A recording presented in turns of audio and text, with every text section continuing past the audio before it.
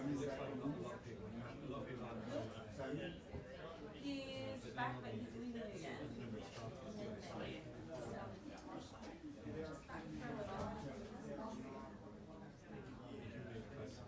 But the process doesn't. Actually, I think they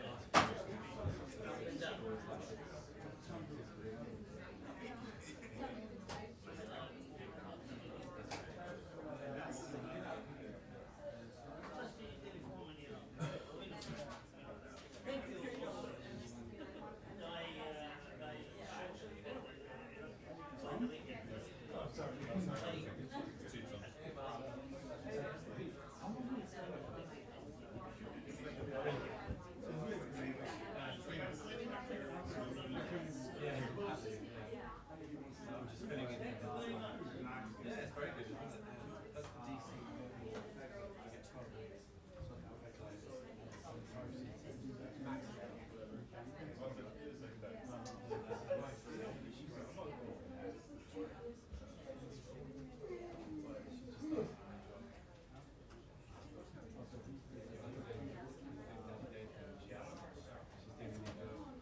Sounds good.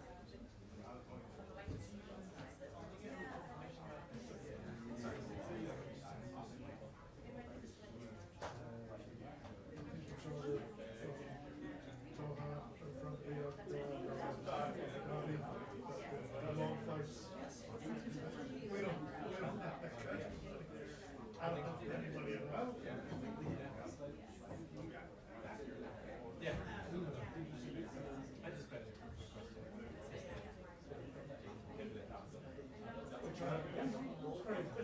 That's correct.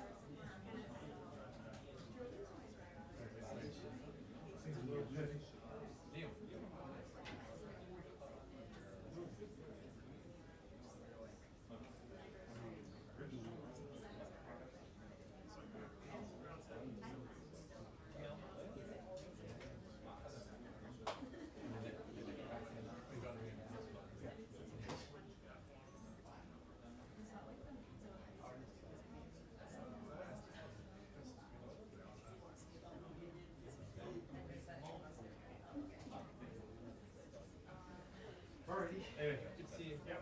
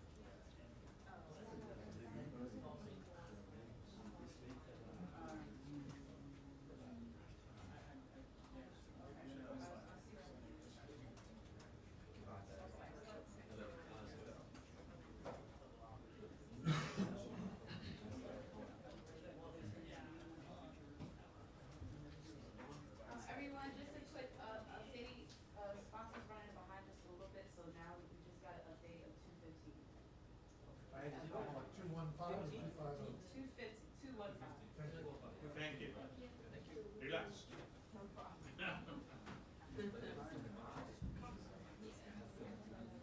We got a couple cancellations, so you gotta be there with us and we'll be able to move up. Not yet. There's gonna be a lot more cancellation. Yeah, that may very well happen, so, I'll be back in.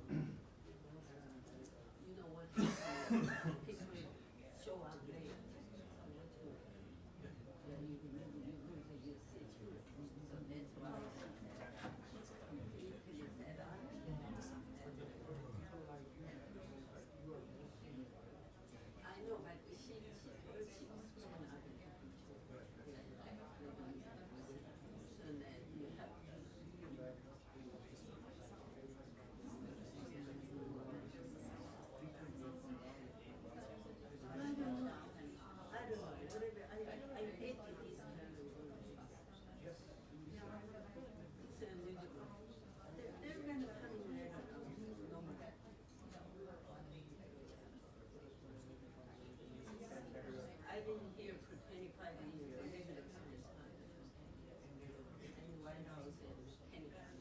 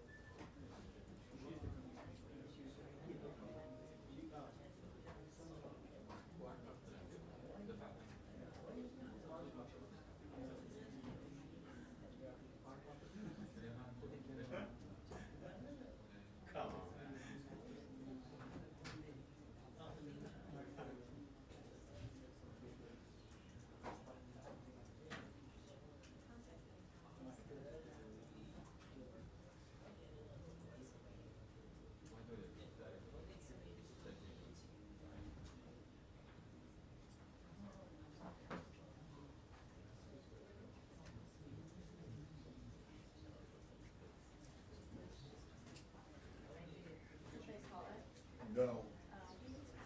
No, just, it's 2:14 and I said 2:15.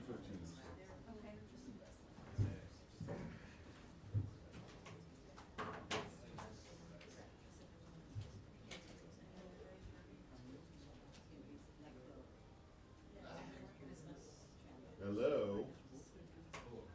Hello, I'm sitting in the briefing room right now.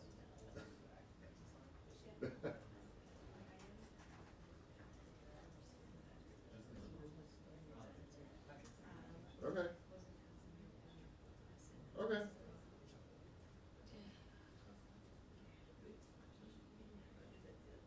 Sure. Okay. Yeah.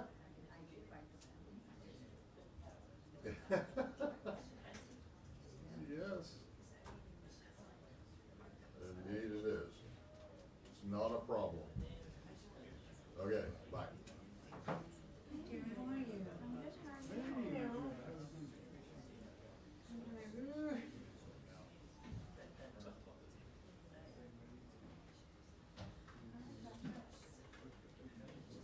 It's not, nothing you want enough, I should have brought my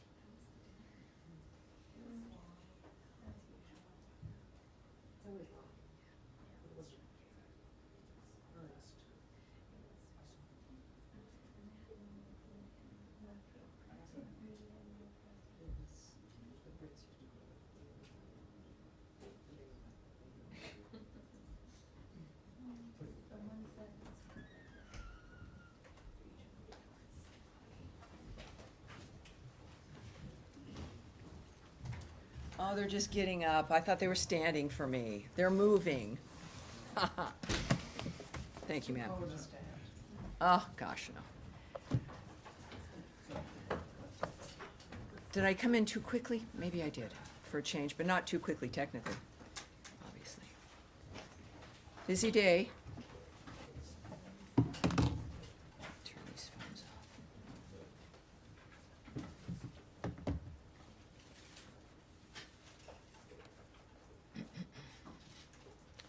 Great. Hi, everyone. Hello.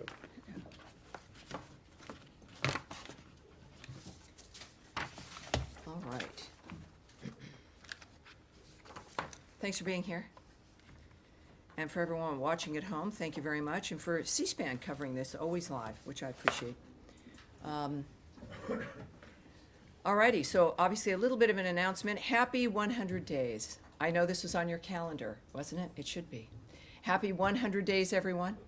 Just hours after President Trump took the oath of office, Secretary of State Marco Rubio was confirmed in a historic bipartisan vote of 99-0. From day one, he got right to work, and I can certainly attest to that.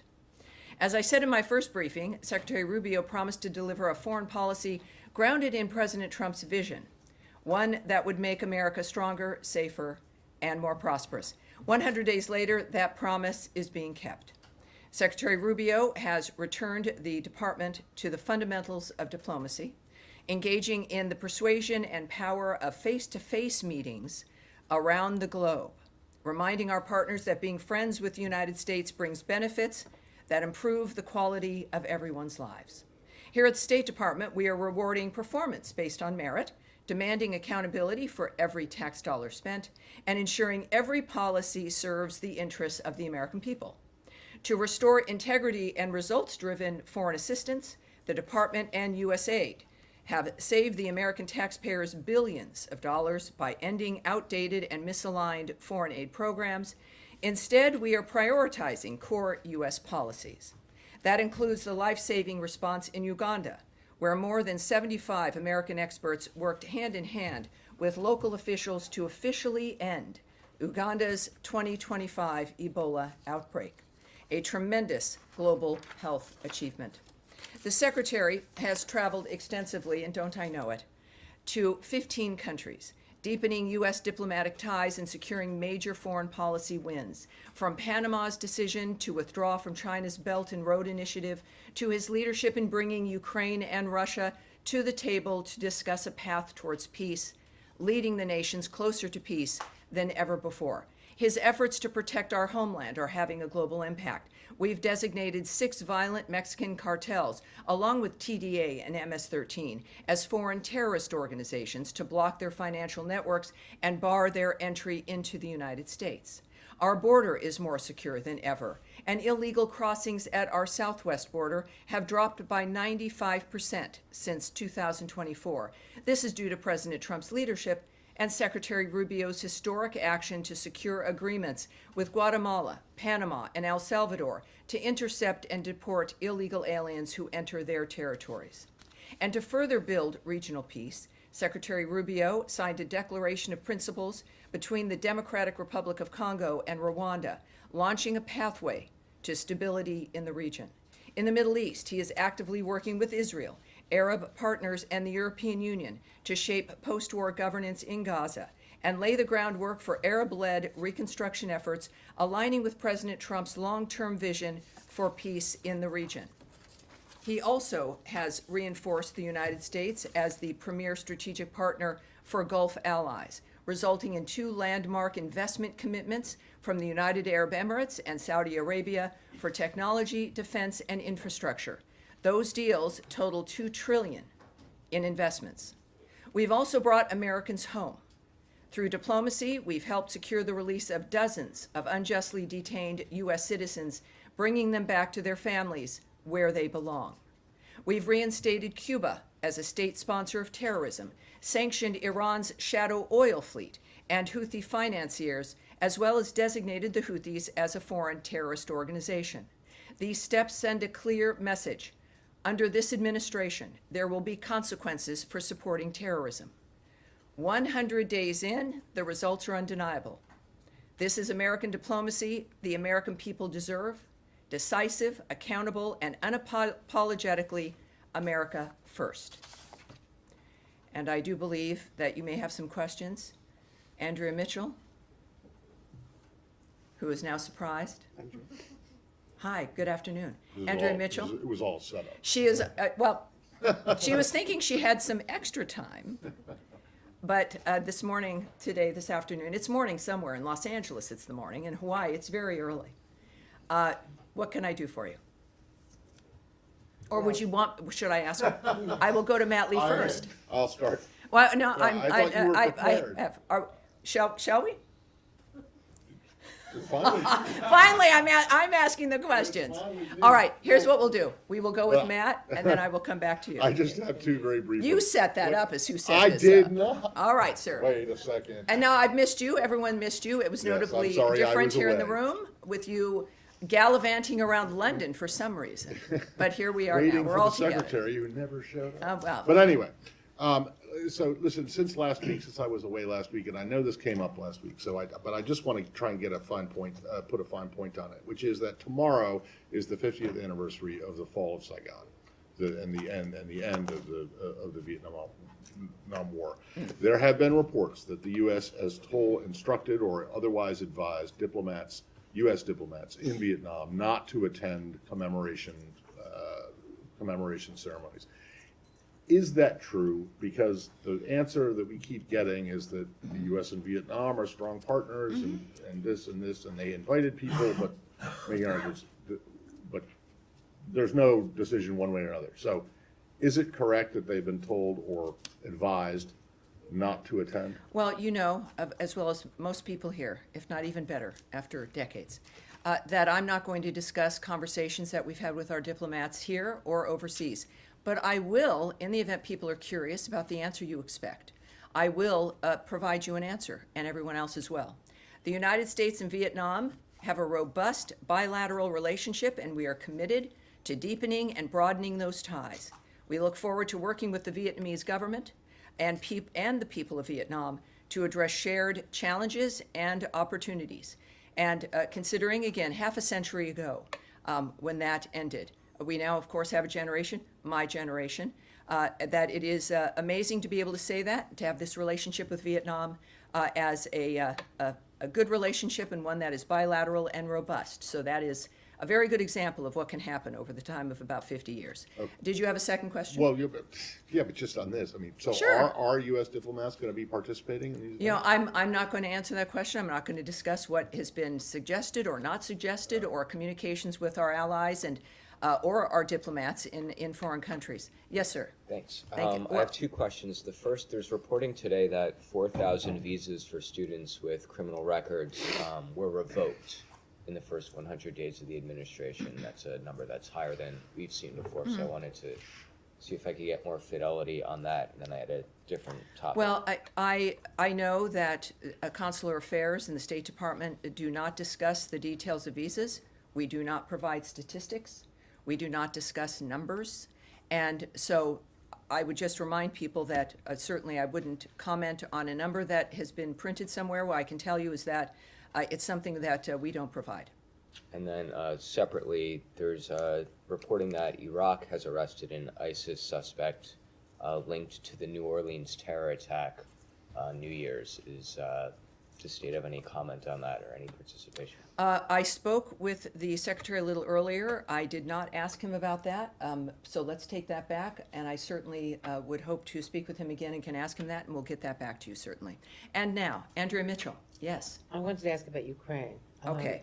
Russia has continuously been bombing Ukraine, Kyiv the other day, more bombing overnight, after calling for a ceremonial ceasefire, a 3-day ceasefire next week to honor, so they can celebrate and honor their World War II victory, but they have still not agreed, I believe almost 50 days since it was first proposed, to the ceasefire, the 30-day ceasefire that Ukraine has accepted. And now, as well, Foreign Minister Lavrov, in an interview, has said that the Russian position includes the demilitarization. He says denazification, which is a false statement, but the demilitarization of Ukraine as part of their agenda, as well as the lifting of sanctions, withdrawing lawsuits, canceling arrest warrants, and the like.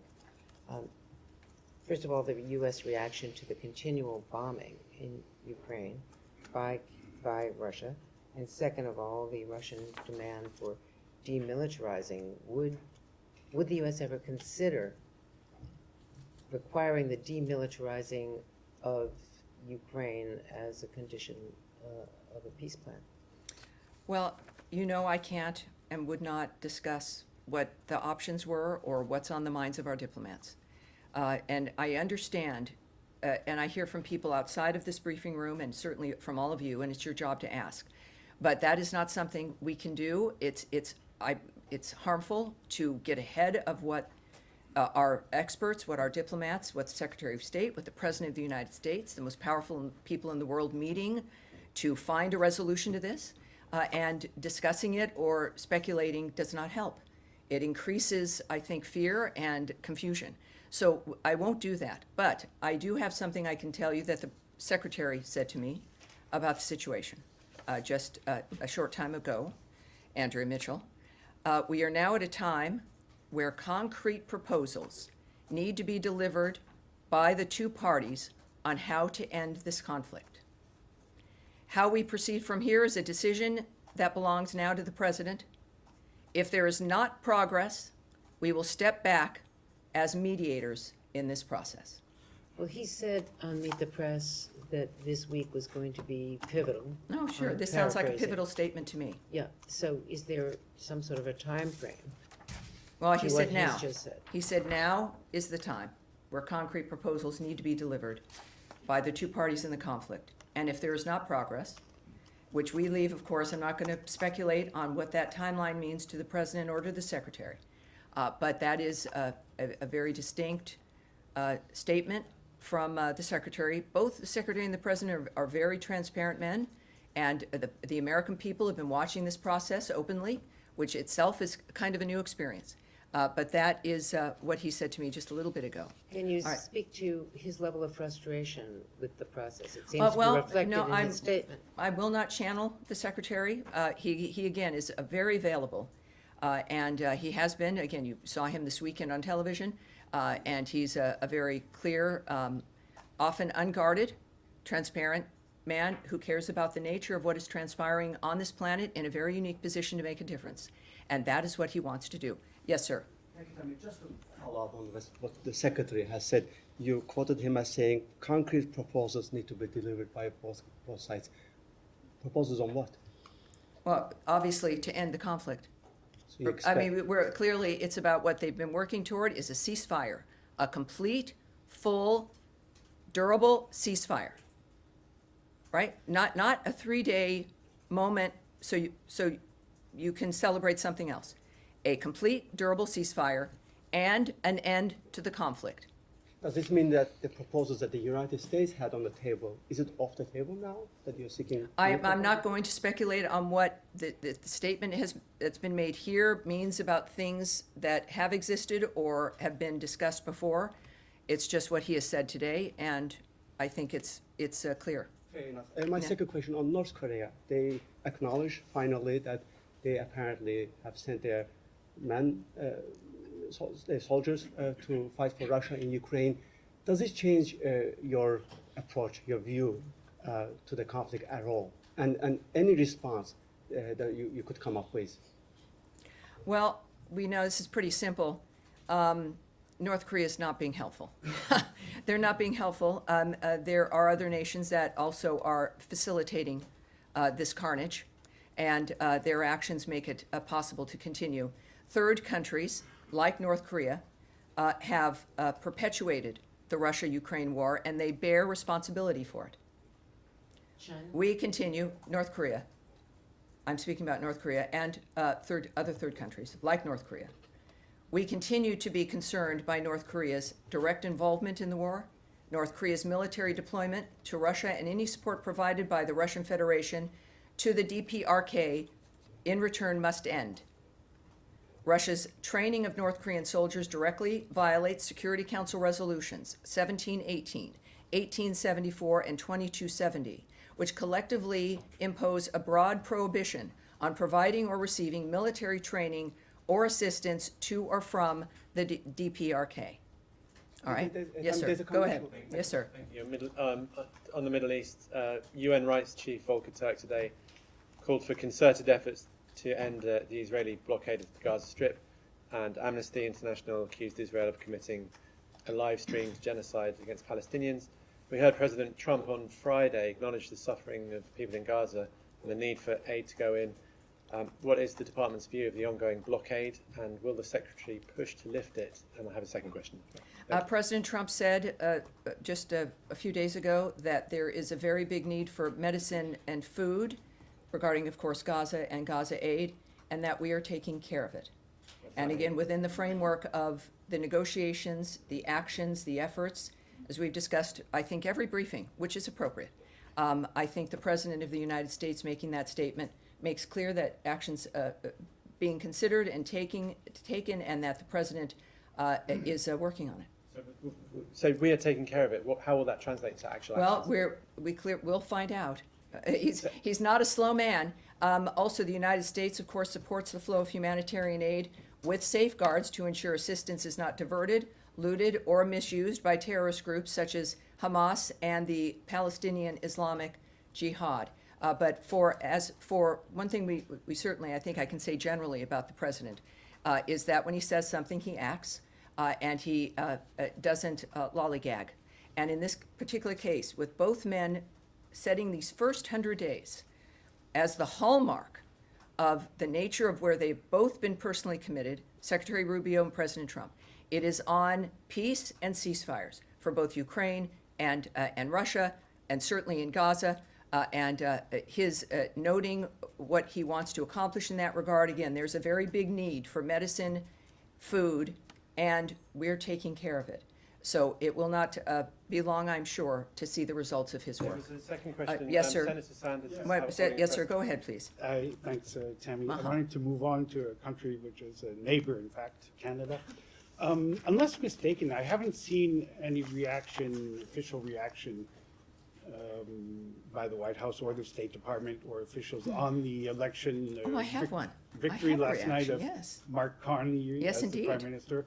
And he pledged today that a united Canada would confront the President. Well, Your here's what thoughts? we can say about Canada. The United States extends its congratulations to Prime Minister Mark Carney and his party on their win in Canada's recent federal elections. The U.S.-Canada relationship remains one of the most extensive in the world. We look forward to working with Prime Minister Carney's government, particularly on key issues such as trade fairness, combating illegal immigration, halting the flow of fentanyl and other dangerous drugs, and countering the Chinese Communist Party influence in our hemisphere. All right. Yeah, Daphne. Thank you. On Syria, we're reporting that the Syrian foreign minister is set to meet with senior U.S. State Department officials later today in New York. Who will he meet from state, and what will Washington's message be to him on sanctions relief? Well, of course, we know that we can confirm that some representatives of the Syrian interim authorities are in New York for various UN meetings, but you knew that. We continue to assess our Syria policy cautiously and will judge the interim authorities by their actions. We are not normalizing diplomatic relations with Syria at this time, and I can preview nothing for you regarding any meetings. I have no meetings at all to be able to describe or to confirm for you. Okay. Yeah. You have I a have another question follow on up. Cuba, but if there's other questions, I'm All right, sorry. go ahead. Cuba. All Okay. right. Cuba today arrested high-profile dissident Jose Daniel Ferrer for violating the terms of his parole just 3 months after releasing him from jail as part of a Vatican-brokered deal with the Biden administration. And Felix Navarro, another high-profile dissident, was also arrested. Mm-hmm. Does the State Department have any reaction to these arrests? Yes, we do. We strongly condemn the brutal treatment and unjust detention of Cuban patriots Jose Daniel Ferrer and his wife and young son, as well as Felix Navarro and other pro-democracy activists. We call for the immediate release of the hundreds of unjustly detained political prisoners and prisoners of conscience that the Cuban regime holds. All right, now who was, somebody in the back, we were following up here? Syria? Yes, please, so go ahead. In the jails in Syria, there are around 9,500 terrorists from ISIS. And I wonder whether the United States is going to ease the sanctions so those terrorists in Syria don't take advantage of the situation there. Also, there was yesterday civil unrest near Damascus. I wonder whether you have any comment on that. Thank you. I cannot comment on the nature of what's happening inside of Syria or the nature of the reaction of our government or of the State Department. I'm sorry about that. Yes, sir.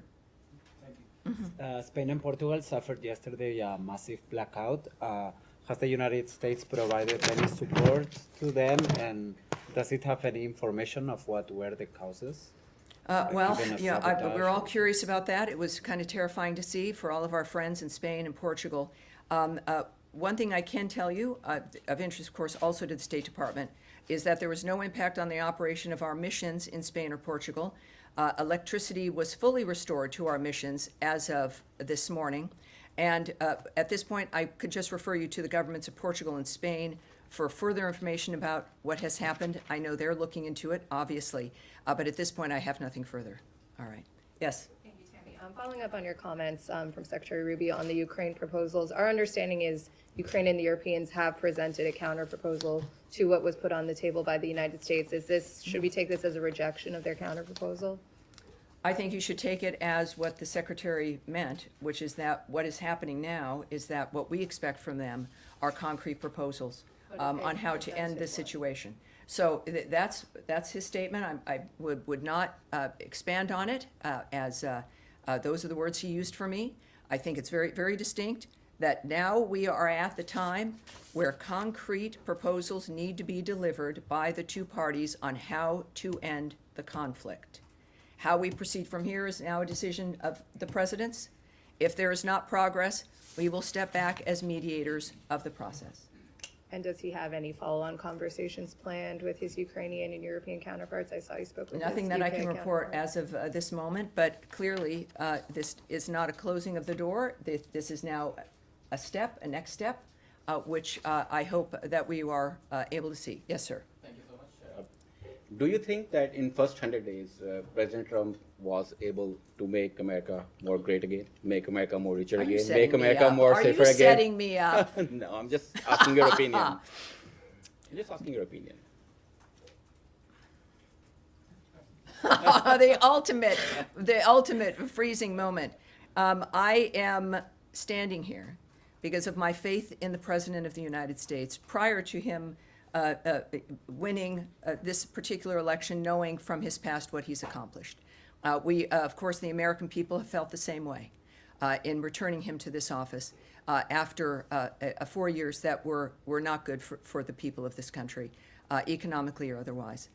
There are an extraordinary number of accomplishments ranging from the closed border, inflation going down, people at tables to discuss peace and ceasefires that never anyone had imagined or was able to accomplish previously, in addition to the nature of the idea that the State Department, as an example, that we have a responsibility when it comes to the money that is spent, that American taxpayers might have been the forgotten man and woman of the past, but they are now remembered again, and that the money that we spend is theirs, that they have worked for, and a commitment to the values and the nature of what matters to the United States. So we're doing these larger issues, but also, of course, every day we discuss the nature of what's happening in the world based on those values, and these men and women deciding to live their lives, including the men and women who I speak of often in this room, who anonymously have spent their lives and decades in many cases to help make sure that the people leading this country of either party have the information they need to make sure this nation is safe and secure. We now have an administration that is implementing those values and making it clear to the American people. And it's been 100 days, and already we know that tremendous change has happened. and it will continue to happen under the leadership of President Trump, his entire cabinet, but I'm standing at the State Department because of the leadership of Marco Rubio. And it's an exciting and good time for the globe. So the answer is yes. Yesterday's State Department press statement says that the United States is in touch with the leadership of both Pakistan and India, and That is correct. Trying to calm down the situation. Do you have something to say? Yes, the Secretary also gave me a note about that as well, sir. So we are reaching out regarding the Kashmir situation, India and Pakistan, that he said we are reaching out to both parties. And telling, of course, them to not escalate the situation. The Secretary expects to speak with the foreign ministers of Pakistan and India as early as today or tomorrow.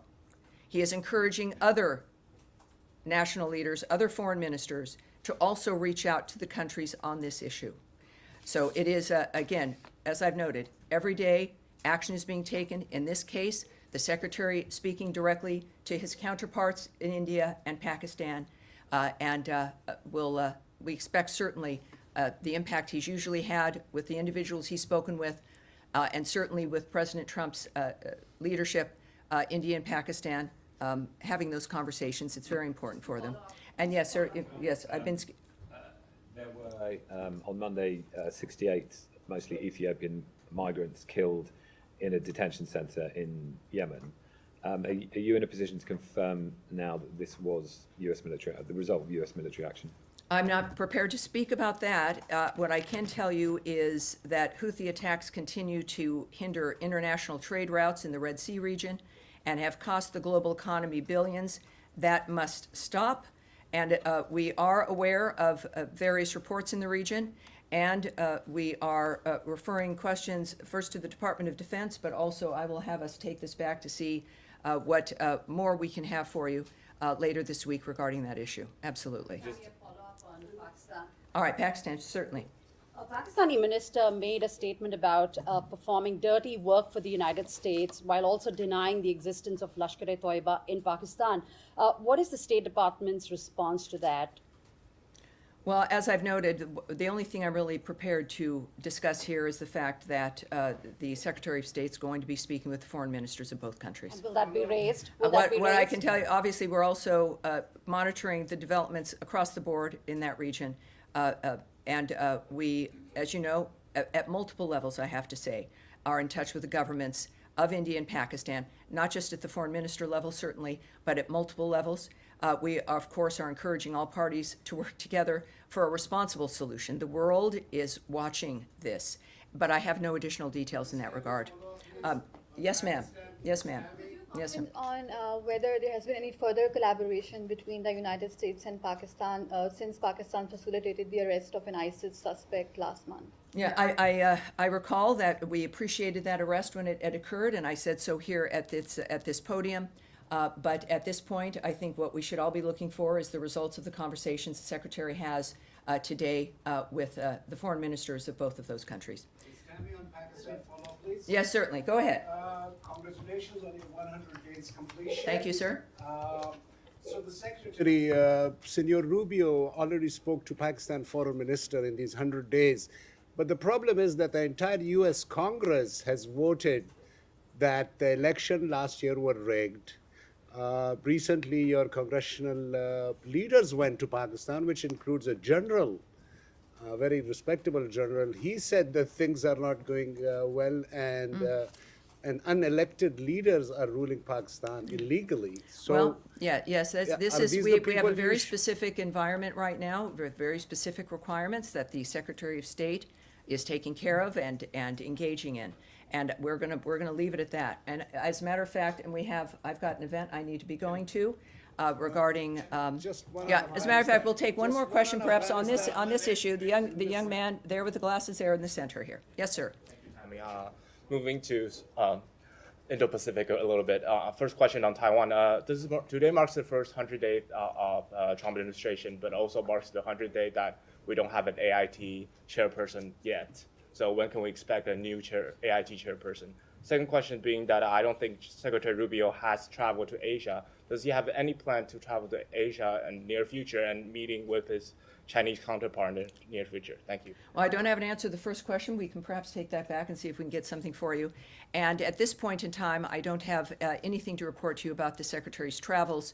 But what I will tell you as to what I am going to here is the Secretary meeting with families of Japanese abductees. He is going to be meeting with a delegation of the Japanese legislative members, family members, and advocates for Japanese citizens abducted by North Korea. We will have a readout for you that will be released following that meeting. And that is what I'm heading to now. Thank you all very much. We have a very, very exciting week, and happy 100 days. Thank you, everybody. Thank you.